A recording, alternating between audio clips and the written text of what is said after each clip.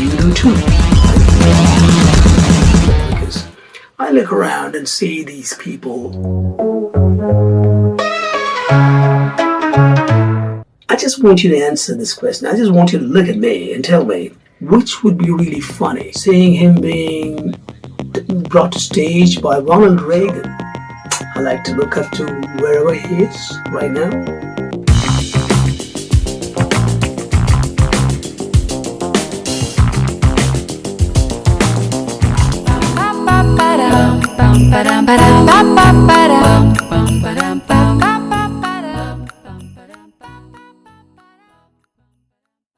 I think, with the why part will be cleared as and when we speak about my story. So, as I did tell in the beginning, I grew up in this cultural environment where being Michael Jackson was funny, right? So I grew into this place and I look around, and as a young kid, I have my own story in which I'm a hero. I look around and I see myself as a superstar, just like everybody else. You do too. And I'm a hero in my own story. So I kind of find aspects of glamour, glitz around me that I can adapt. I look around and see, things that fit myself. And this is an organic thing. This is not something that I do consciously. I don't look around and examine and compare and see which one. No, I don't do that. Organically, I become that. So, as and when I grew up, I look at these stars around me. By the way, you have to remember that music industry was not big here in India. It was mostly the movie industry that kind of determined, tagged, or took along the music industry along with it. Okay, and being somebody who's very close to music, having those frequencies as part of my DNA, I try to connect to stardom or music around me. And somehow, just like as it happened with the rest of the world, it happened to me too. I connected to Jackson. You will understand how easy it was to connect to Michael Jackson because I look around and see these people, right? The ones that you see here, right? I look around and see and that I'm not them. I am not them. They are not me. But I'm a star. I'm a star in my own story. And as and when I look around and I grow up and taking these influences, I connect to this young, energetic, dark-skinned boy out there who's taking the world by bloody storm. What? One single move and the whole world gasps. So I look around and see this amazing personality, and that is me. It looks like me. I look like him. And then in my mind, I am him. I am not any of these guys. So I was defiant. So in spite of all the ridicule and I would say funny attacks, or sometimes even really critical attacks. So it's like when in my part of the world, somebody wanted to be Jackson, they would, you could have calls, mocking like, Jackson, yeah, Michael Jackson. These were common responses that I have come across, and these are all meant to show how funny I looked, how stupid I looked in front of their eyes. These are all kind of attacks that were meant to be so. But thankfully, I didn't give a f***.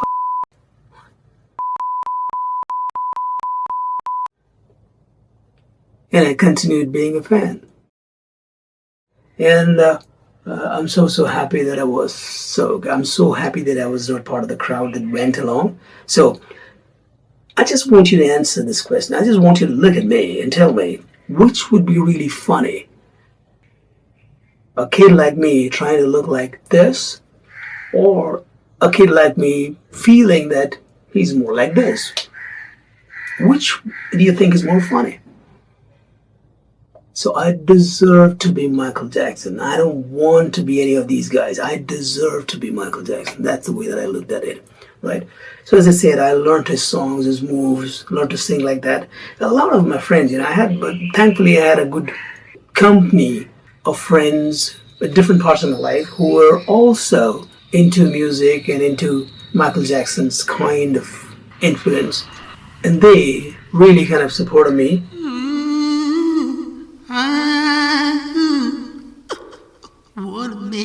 change for once in my life.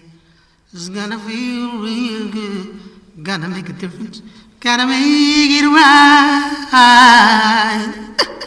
As I turn. Michael, we're not gonna fight about it, okay? Paul, I think I told you. I'm a lover, not a fighter. Well, I heard it off phone, Michael.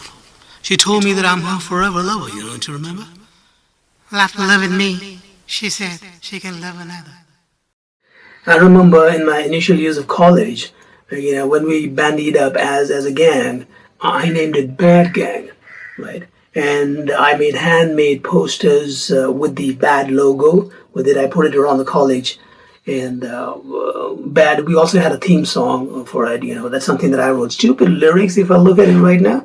But it's something like a rap song, like, boy, if you're mad, boy, if you're sad and you want to be mad, don't tell your dad, just come to bed with a bad gang, like that. So that was the lyrics that I wrote for that gang.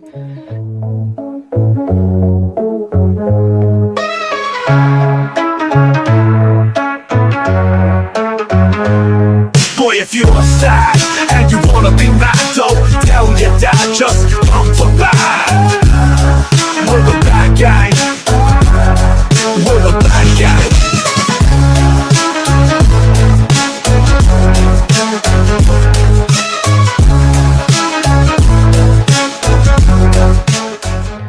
So that's the kind of crazy influence that he had in my life. And I learned about his life, the scandals that he was part of, Diana, his connection with Princess Diana, the fact that the rumor that he slept in an oxygen chamber, the fact that he used to eat flowers as part of his diet, and the fact that he had this chimp called Bubbles, whom he wanted to kind of do plastic surgery on and make it look like him, and stories like that. One of the moments that I remember was seeing him being brought to stage by Ronald Reagan. But here's somebody, Michael Jackson is being introduced on stage by Ronald Reagan, the President of the United States, the most powerful person on earth at that time. Right? And then during Grammy Awards, every other Grammy, I look forward to, hearing, Michael Jackson winning everything. And it was fever. It was fever. There is this famous institute in Kerala called Kala Bhavan. A lot of these actors nowadays have come out of that school. And they started up a breakdancing class. And I was part of the first dance group there. We performed Thriller on stage. Thriller, we kind of copied all the steps and we performed the Thriller there on stage. Such goosebumpish moments, crazy. But I'm so proud that I did that, okay? Really proud that I did that. So, the wave of his hand, with the glove, the silver glove that he had, the wave of a hand, I would say that what he sprinkled was not just glitz and glamour, but stardust.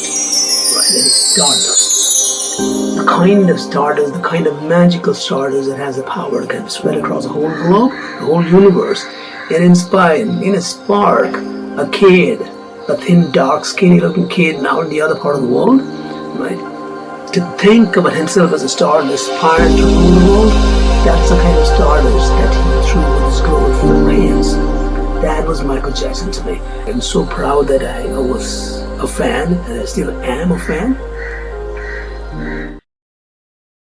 So in conclusion, what I'd like to say is, I'm so happy that I grew up in an era where a kid growing up in that time, like me, like I was, had somebody like Michael Jackson to look up to.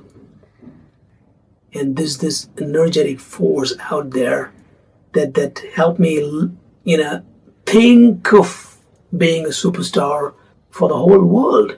When I was looking around these superstars around me, of course they are, they are good people maybe, right? But I don't want to be them. Now why settle for them? Or, I know that I can never be that. We're not the same. I can never be that, right? But I am already that. I'm already Michael Jackson. Why do I have to be somebody like this, right? So I was so happy to have grown up in the era of Michael Jackson. And for the kids who are around me who listen to him or listen to some of his versions, I'd like to let you know that I was there when he was there. So proud to be a Michael Jackson fan. So I like to look up to wherever he is right now and